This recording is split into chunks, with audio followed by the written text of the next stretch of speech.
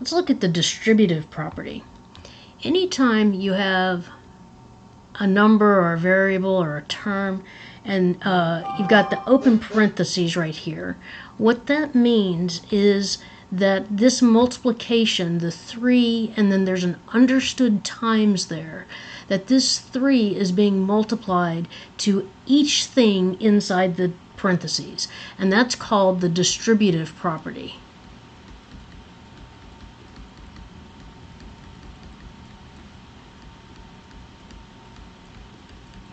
The multiplication is distributed over this addition or subtraction. So you have to have the addition or subtraction in order to use the distributive property. If this was x times 8, you wouldn't distribute. You would just multiply times the thing that was in there. But here, because of the plus sign, you distribute it. You multiply the 3 times the x, and you multiply the 3 times the 8. So 3 times x is 3x.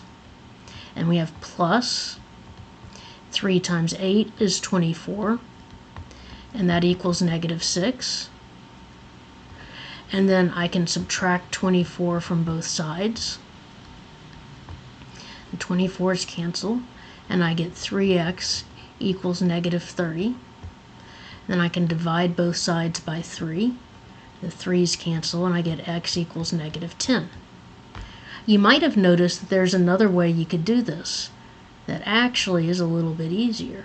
If I have 3 times x plus 8 equals -6, what's being done to the x? It's being added to the 8.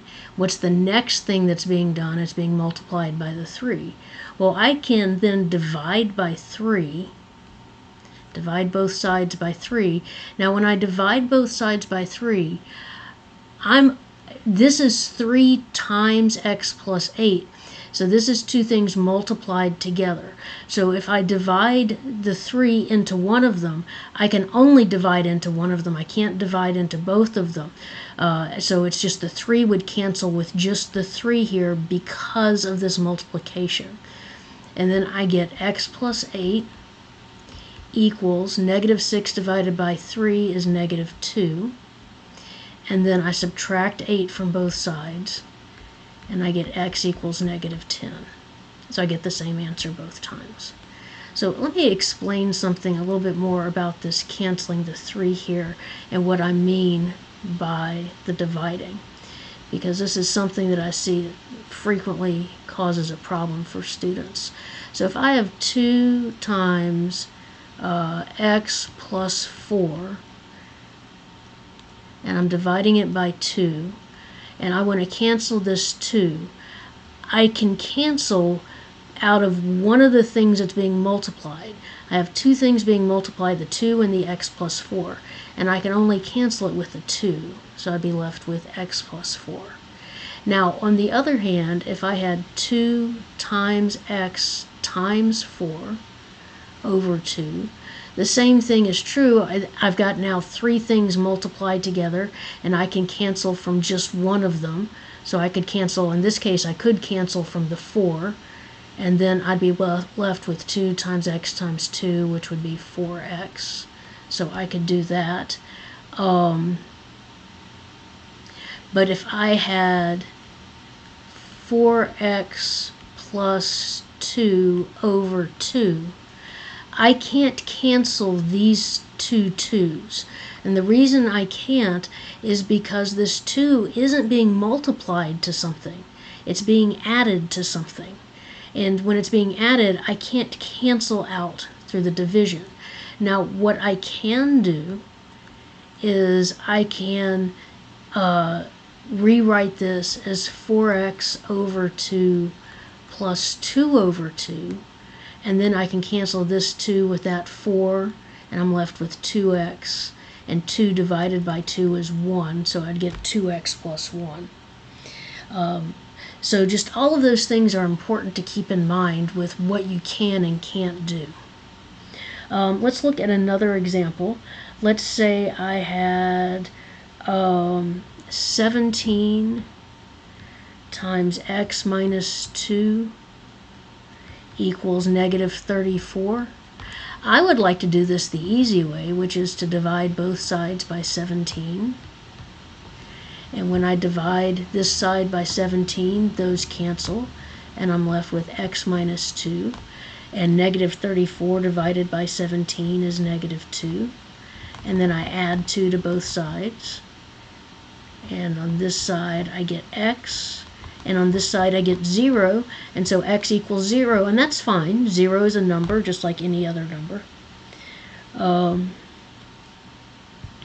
What if I had something like negative 54 equals 3 times 2 plus 5m?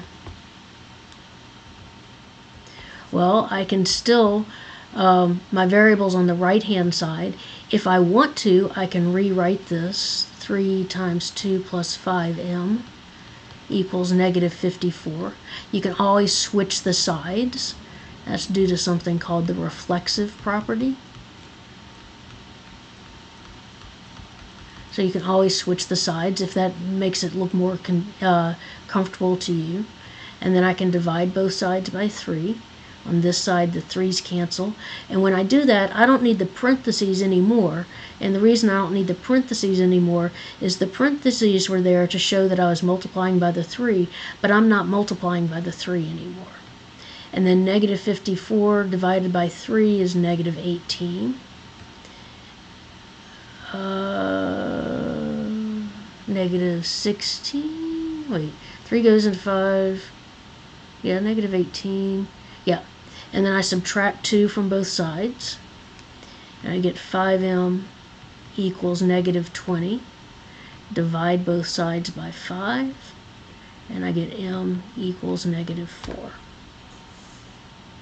So this was kind of using the distributive property, but it was kind of avoiding using this distributive property. Let's do one where using the distributive property makes sense. Let's say I had 2 times 3x plus 7 equals 11. Well, in this case, dividing by 2 doesn't seem all that helpful because 2 doesn't go into 11 evenly, and so then I get a fraction, and who likes a fraction? So I'm going to instead distribute. So 2 times 3x is 6x. 2 times 7 is 14. So that's 6x plus 14 equals 11. And then I'll subtract 14 from both sides.